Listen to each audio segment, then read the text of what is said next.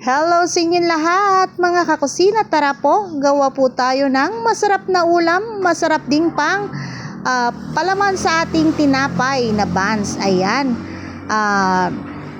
banana blossom patties or burger patties or banana blossom steak. Ayan mga kakusina, tara, gawa po tayo. Ayan, meron ditong nahimay ko ng puso ng saging at saka nalamas ko na yan mga kakusina, kaya tanggal na ang kanyang pakla. Linamas ko yan sa asin, tapos pinigaan at binaldawan ng maigi para hindi maalat ang ating gagawing burger patties. Ayan, hihiwain ko lang to mga kakusina, yung papanipisin natin para magmukhang giniling. Ayan, at eto na nga mga kakusina, maliliit na ang kanyang pagkakahiwa.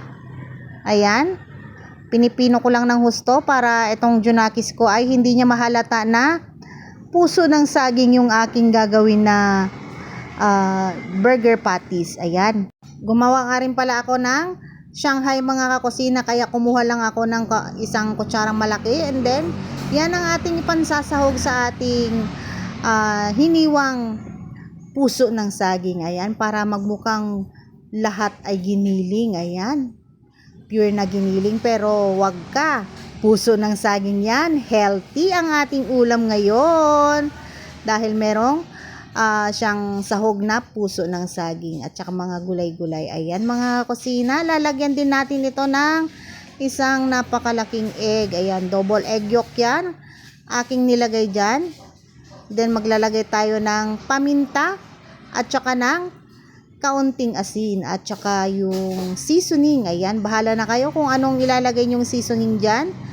Ang linagay ko ay ginisa. Ayan mga kusina, hahaluin ko lang ito ng maayos para mag-combine na lahat ng mga ingredients na aking nilagay dyan. At saka lalagyan ko rin ito syempre ng pang-bind na all-purpose flour. Ayan, mas maganda sana kung ang linagay ko dito ay yung cornstarch para pagka-prito ko ay super crispy.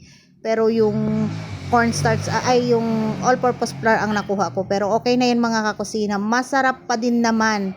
Yun nga lang, pagkakaiba ay hindi siya masyadong crispy. Ayan, para magmukha pa rin siyang burger steak. Ayan mga kakusina, ready na to para iprito. Ayan, at prituhan time na nga mga kakusina. Nagprito lang ako dito ng ilang piraso para yung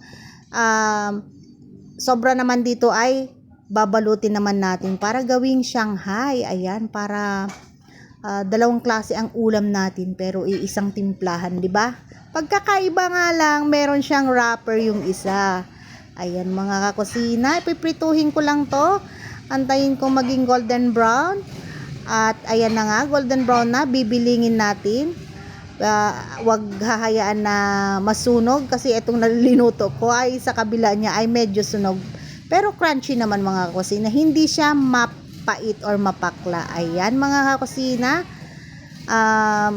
gagawa din ako ng pagkaprito ko ng nito ay magpiprito rin ako ng Shanghai, and then gagawa na rin ako ng gravy para may sabaw ang aking junakis. Ayan, favorite niya talaga ang gravy. Pinansasabaw yan sa kanin, kaya hindi pwedeng walang gravy to. Basta prito ang aming ulam ay nagluluto din ako ng gravy.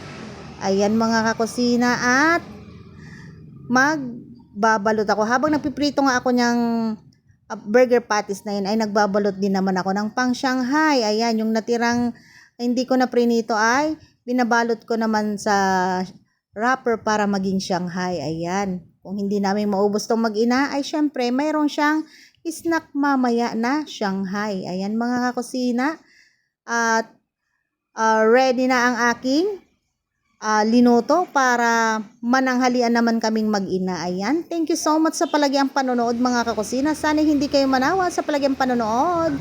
God bless us always. I love you all mga kakusina. Bye. Mwah.